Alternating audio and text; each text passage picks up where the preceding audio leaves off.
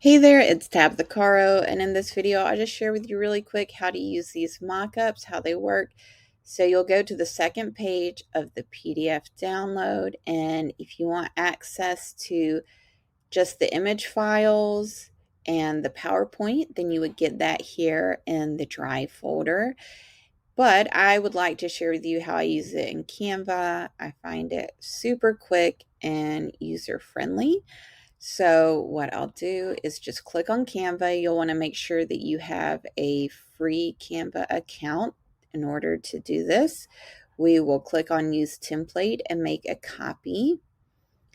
And then from here, if you want to use these just as they are, then you just need to replace the yellow boxes with your own product screenshots or image files.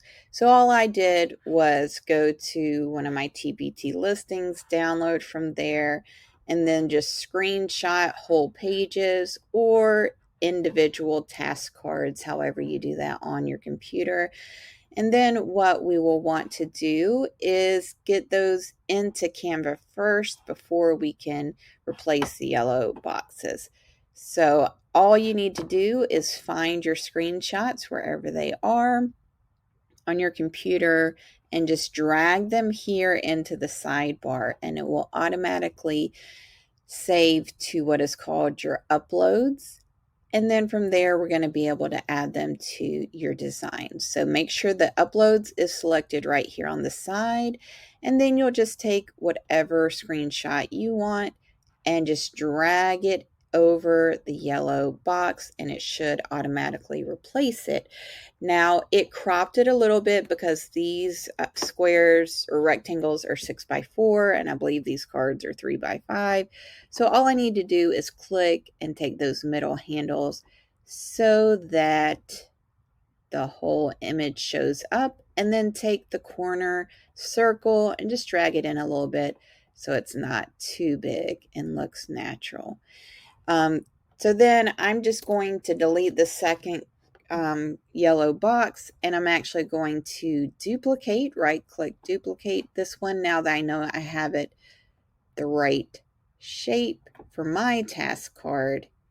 And then I can just drag my number 2 task card over, and it's going to automatically crop it correctly. So that's how you would do the task cards. And then the screenshots right here. Let me find my folder. Just any images that you have that are portrait, you could use right there. And you just drag over. Now let's say you want to do widescreen. I'll show you how you could do that here with the clipboard, and all of the elements are whole and movable.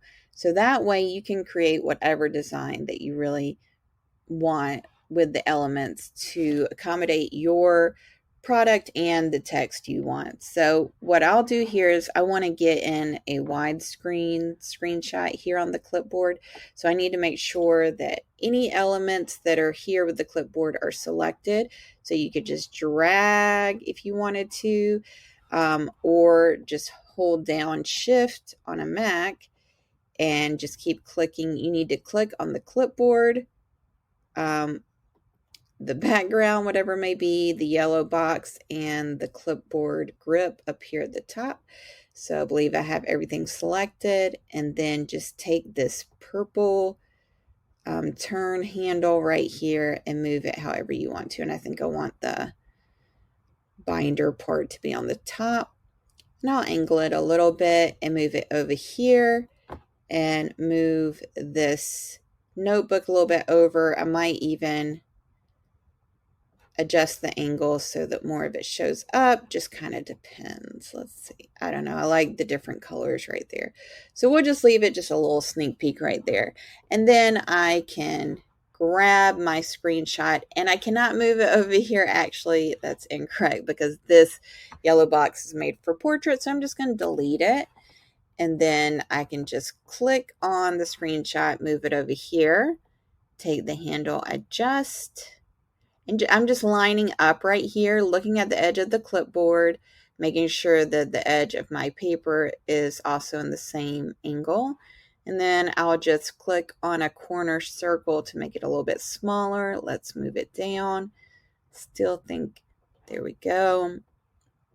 Keep moving it down and then move it over here. Now, the issue we have is that the grip of the clipboard is under and not on top, and so it doesn't give it a natural look. So all you need to do is right click on the grip, go to layer, bring to front, and now it should be on top. And so that's how you can actually take most of these. Even if they're portrait, you could turn them into widescreen landscape without any issue. And then when you're ready, you would just go to share, download as PNGs, or you could add sticker elements or animations if you're familiar with Canva, and make video files, whatever you would like. Now, this is if you wanted to straight up use things the way that they are, but you can totally delete. Let's say you only want one test card box and you want some text. So, and you could also make everything bigger just by selecting all of it and then moving it over. I just recommend selecting every element so that it looks natural, because these have been done to hopefully proportionally be correct.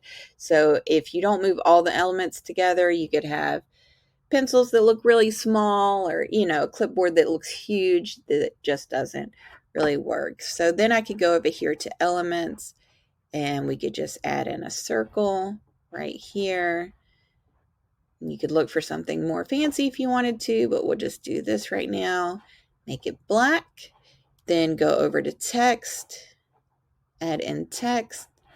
Let's add in a smaller subheading, change it to white, move it over here, and we are ready to add our message about this product. So, like I said, you can get rid of any elements, move things over. If you wanted to add text right here, you can make things bigger or smaller. You could duplicate if you wanted to show two different resource pages or whatever, you could do that. If you have the pro paid version of Canva, you can resize and make these work for vertical, for Pinterest, stories, reels, whatever you would like. So to do that, just go to resize. And I already have Instagram stories showing it for me, or Pinterest pin, but that's what you kind of want to look up here if you wanted to resize. And so I'll do Instagram story and copy and resize. If you don't have the paid version, then all you would need to do is just go here to create a design, find those same designs, which like Instagram story, and then you would just have it be blank, and then you could go over to your square design, drag everything, copy it, and then go over to your vertical, paste, and then just use those corner circle handles to make it to increase the size for the vertical design.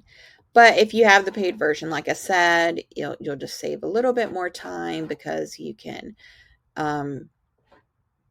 already have it here, but you will want to increase the size most likely. So to do that, you just want to make sure that you I just click on the side right here, drag so everything is selected, and then you can move things as you wish to make it work for your design.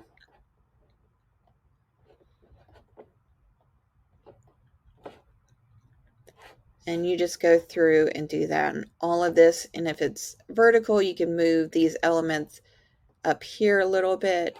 So that'll give you more space to increase the size while still having everything show up. And then add your text however you would like. And I just, like I said, recommend increasing everything, the size at the same time, so that it looks natural and doesn't look like it's not real. So then you could add like a text in the middle right here. And there you go. So I hope this was helpful at how you could use these to create not just a square image, but you can resize and make these work for whatever you need online for your graphics and your products in half the time, I mean, way less time than it would be to actually print out and take pictures of your resource. If you have any questions, please let me know at Teacherpreneur Tips at Instagram. Just DM me and I'd be happy to answer. Thanks so much.